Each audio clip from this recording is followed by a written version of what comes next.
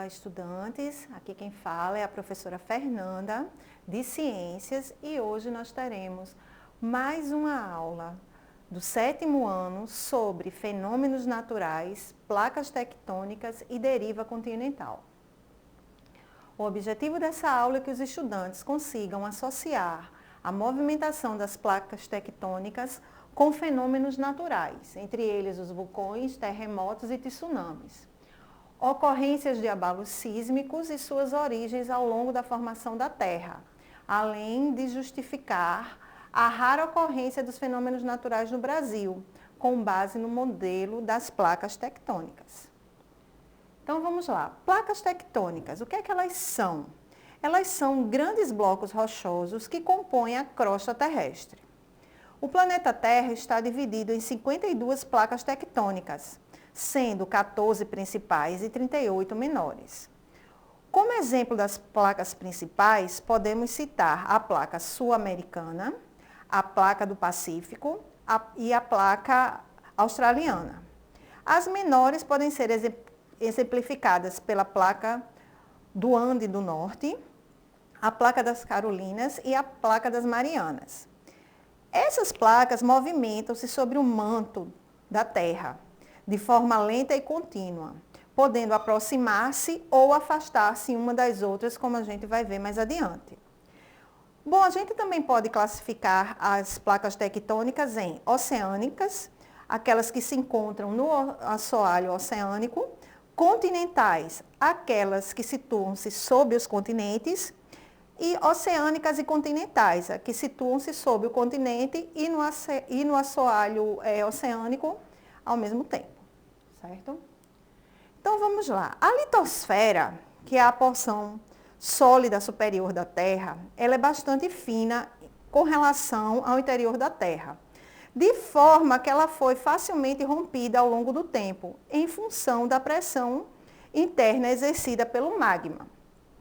O movimento das placas, que também é conhecido como tectônica de placas, é resultado dessa ruptura e ocorre em razão da pressão exercida pelas correntes ou células de convecção do magma terrestre. A gente ainda vai falar sobre isso.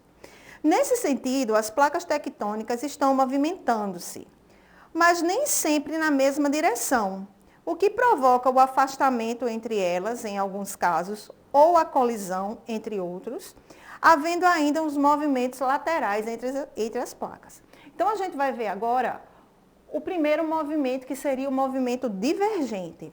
Nele, as placas se movem em direção contrárias, em direção opostas, afastando-se cada vez mais.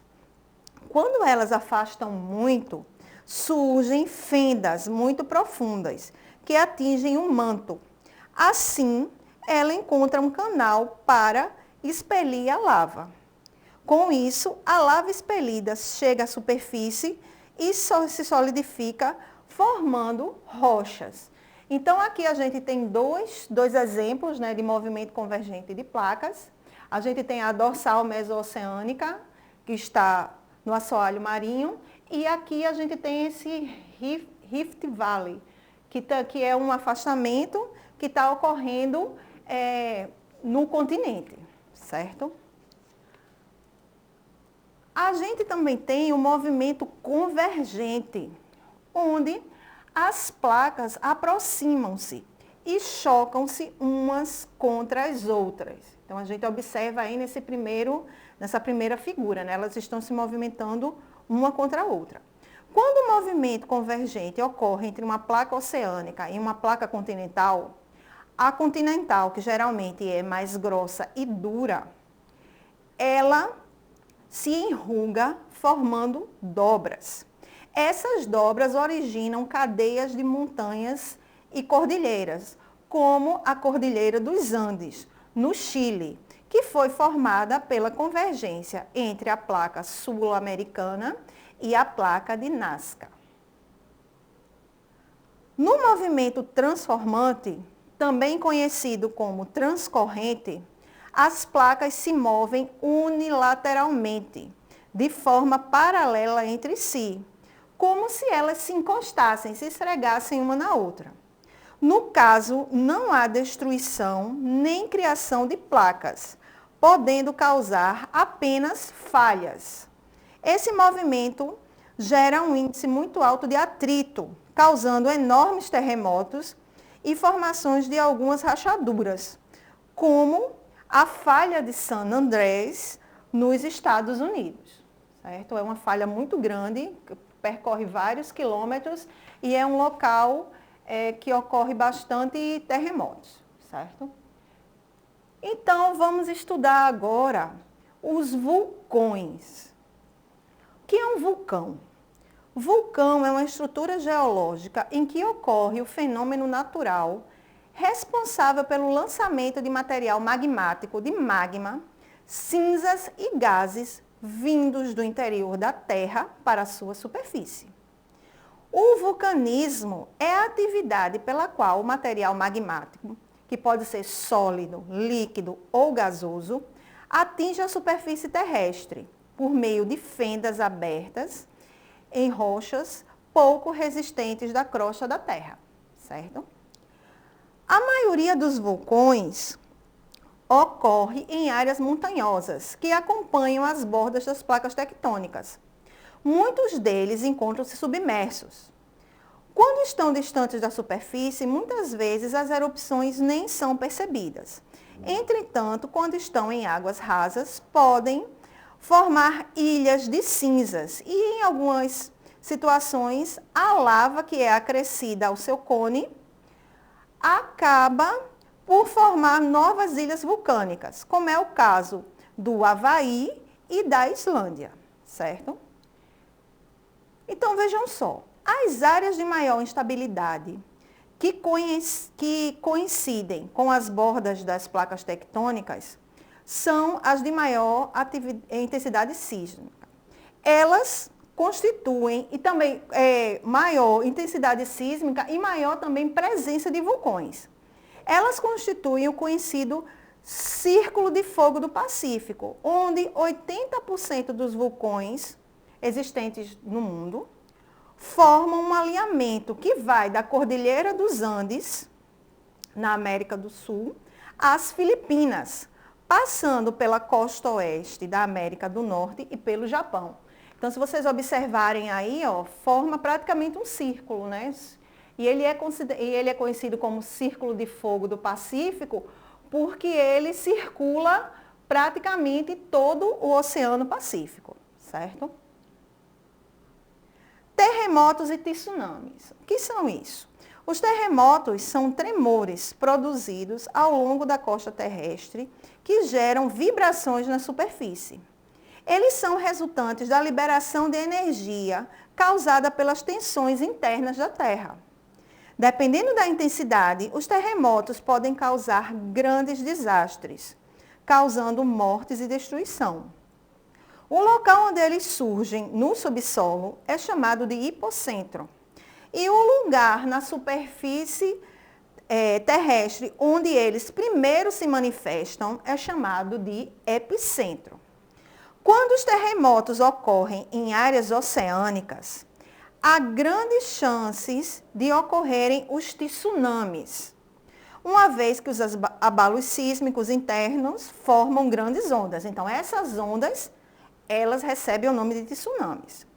Caso essas ondas estejam próximas a uma zona litorânea, os estragos podem ser incalculáveis. Então, vejam só, o maior terremoto do mundo aconteceu em Valdívia, no Chile, em 1960. Então, ele foi o terremoto mais intenso já cientificamente registrado. E ele ficou conhecido como o Grande Sismo do Chile. Ele chegou a 9,5 graus de magnitude. Ao todo, mais de 2.000 pessoas morreram e incontáveis prejuízos materiais foram registrados. Na época, o terremoto gerou um tsunami que atravessou o Oceano Pacífico e atingiu o Japão. Então, o terremoto foi tão grande que ele conseguiu, o tsunami formado, ele atravessou todo o Oceano Pacífico até o Japão, certo? Então, aqui eu tenho dois exemplos de grandes tsunamis que aconteceram há poucos anos. O tsunami na Indonésia e um tsunami no Japão, certo? Também resultado de abalos sísmicos que ocorreram no mar, próximo a essa região, e levaram também a prejuízos incalculáveis, uma quantidade grande de mortos, prejuízo material, desses dois tsunamis que ocorreram mais recentemente, né? Agora, e o Brasil? O Brasil, ele não sofre com a ação dos terremotos de maneira intensa, pois o país, ele localiza-se no centro da placa sul-americana, como mostra aí a figura. Dessa forma, a movimentação dessa placa tectônica não gera no nosso território movimento convergente, ou seja, não há fortes terremotos no Brasil. Os tremores sentidos em nosso país são formados por falhas, mas essas falhas, elas são fraturas ou quebras das placas, ou seja, pelo desgaste natural das placas tectônicas. Certo, gente? Então, vejam só, a partir disso aí que a gente falou, eu lanço para vocês o seguinte desafio. No seu caderno, explique os 3 principais movimentos das placas tectônicas, certo? Você vai colocar isso no seu caderno. Então, gente, eu espero que vocês tenham gostado, eu espero que vocês tenham aprendido. Até a próxima e bons estudos.